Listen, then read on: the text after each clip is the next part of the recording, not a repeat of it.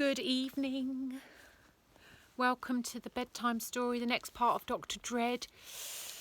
Happy Easter Monday. I hope that you've all had a really lovely day. It's probably very different to the Easter that you normally have, but I hope you had a nice time anyway. I'm reading to you from our den. We created a den. I've got Toothless up here, I've got my teddy here, I've got teddies there everywhere. Now, if you remember yesterday, Dr. Dread, he encountered Bog, and Bog had a big pot of chemicals under his desk that he was going to try and stick Dr. Dread to his own chair with. Little did he know what was coming to him. That's talking about Bog. With his beady eye, Dread spotted that his nemesis was up to no good. Now he could begin unleashing his torrent of evil punishments on the boy. "Not paying attention again, Bog?" demanded Dread from the front of the class. "What, sir?" replied Bog as he tried to hide what he was doing. He didn't want to spoil the surprise. "Exactly," muttered the teacher, a ghoulish grin spreading across his face. "Come here." He beckoned with his long finger. Immediately the boy hid the pot of gunk in his blazer pocket and squelched his way to the front of the class. Squelch, squelch, squelch. All the other children stopped what they were doing and they stared. What was the world's worst teacher going to do to the world's worst child? "Here, boy," said the teacher, holding up a paper bag. "Because you've not been listening again, you must eat one of these jellies from my bag of doom. Dun, dun, dun." Bog peered down into the bag at a collection of sad-looking, soft and shiny sweets. "Bag of doom? What are they made of?" asked the boy suspiciously. "Try one and tell me." Bog shrugged and rummaged in the bag before popping one in his mouth. They taste a bit sour," he remarked. "That's because, Bog," began Dread, "they are made of my own earwax." Whoa! The kids in the class were repulsed. Not Bog.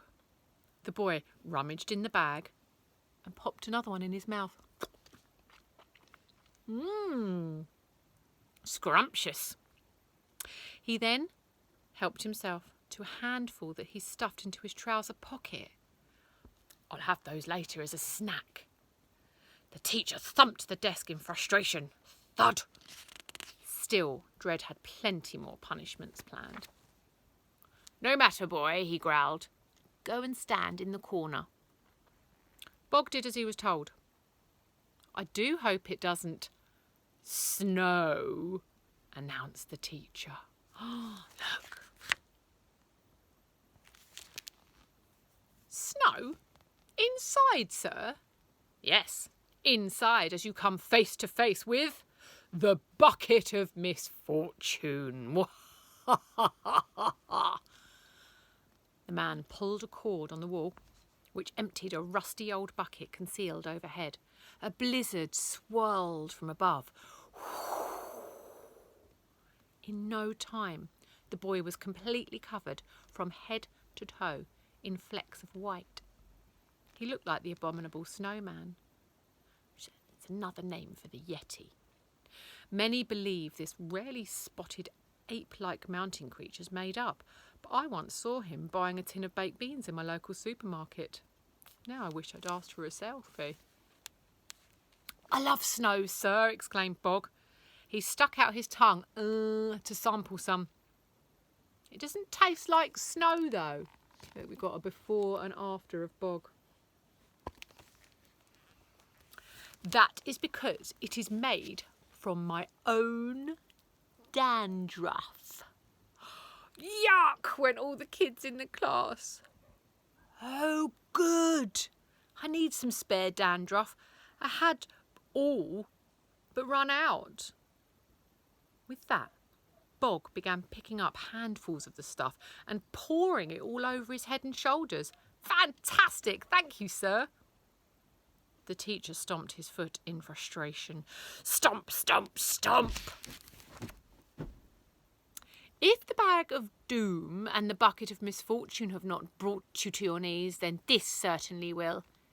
It is the hose of horror. Dun, dun, dun.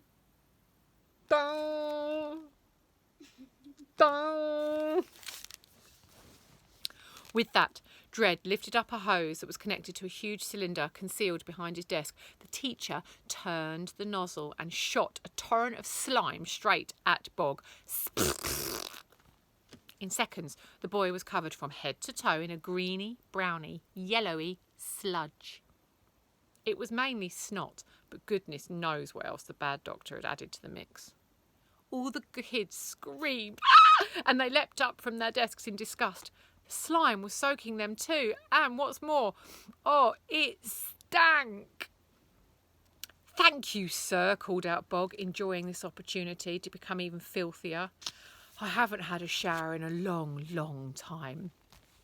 Bog began rubbing under his arms as if he were washing. I imagine never, exclaimed the teacher. Actually, I am going to make it a bath for you now. Dread spun the nozzle and Gunge splurted out at an alarming rate. As all the other pupils rushed to the door to escape, the Gunge was filling up the science room. Get out! Help! I think we need to call Ofsted. Ofsted is an organisation of school inspectors.